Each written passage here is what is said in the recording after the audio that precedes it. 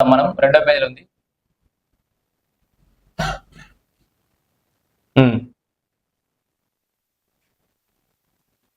రాష్ట్ర ప్రభుత్వం రైతులకు యాసంగి పంట పెట్టుబడి సాయం పంపిణీ చేసేందుకు ఏర్పాట్లు వేగంగా చేస్తుంది. దీనికి సంబంధించి ముందుగా ఎకరం నుంచి 5 ఎకరాల్లో రైతులకు 15 రోజుల్లో వారి ఖాతాల్లో జమ చేయాలని నిర్ణయించింది. 17 తారీఖు నుంచి 1 ఎకరం నుంచి 5 ఎకరాల వరకు ఉన్నటువంటి రైతులకి 15 రోజులలో రైతు భరోసా పూర్తవుతుంది. ఎకరానికి 6,000 చొప్పున అన్నదాతలకు సాయం అందించనుంది. ఈ మేరకు నిధులు ఎప్పుడు జమ చేయాలనే విషయంపై ఈ నెల 15 అధికారికంగా ప్రభుత్వం ప్రకటన చేయనుంది. మార్చిలో జెడ్పీటీసీ, ఎంపీటీసీ ఎన్నికలకు ప్రభుత్వం సిద్ధమవుతుండటంతో రైతులకు రైతు భరోసా ఇవ్వనున్నట్లు వ్యవసాయ శాఖలో చర్చ జరుగుతోంది. అర్థమైందా? మార్చిలో ఎంపీటీసీ, జెడ్పీటీసీ ఎన్నికలు ఉండే అవకాశం ఉందట.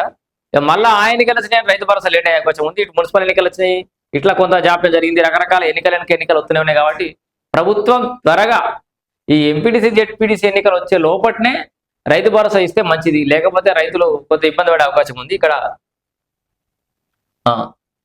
మున్సిపల్ ఎన్నికల్లో అధికార కాంగ్రెస్ పార్టీ భారీ మెజార్టీతో గెలవడంతో ఇదే ఊపుతో జెడ్పీటీసీ ఎన్నికలకు వెళ్ళినట్లు సమాచారం.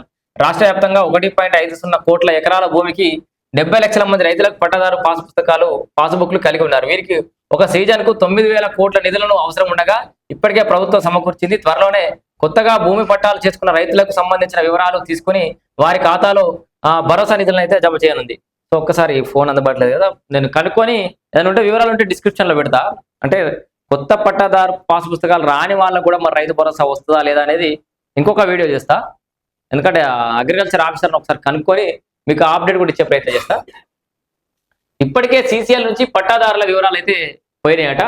రైతు భరోసా పంపిణీ కోసం వ్యవసాయ శాఖ ఇప్పటికే సీసీఎల్ఏ నుంచి పట్టాదారుల వివరాలను అయితే తీసుకున్నట్టు తెలిసింది. గతంలో ఉన్న రైతుల కంటే మరో 70 నుంచి 80 వేల మంది రైతుల సంఖ్య పెరగవచ్చని అధికారులు చెప్పారు. రబీ సీజన్ ప్రారంభం కావడంతో పెట్టుబడి కోసం రైతులు వడ్డీ వ్యాపారుల వద్దకు వెళ్లకుండా ప్రభుత్వం వారం రోజుల తర్వాత రైతుల ఖాతాలు జమ చేసేందుకు కసరత్తు చేస్తుంది. ఆల్రెడీ స్టార్ట్ అయింది, నాట్లు పడుతూనే ఉన్నాయి. చెల్లించాల్సిన పెట్టుబడి సాయానికి సంబంధించిన వివరాలను ప్రభుత్వానికి అందించినట్టు తెలిసింది. ప్రస్తుతం సాగు భూములకు సంబంధించిన డిజిటల్ సర్వే అయితే కొనసాగుతుంది.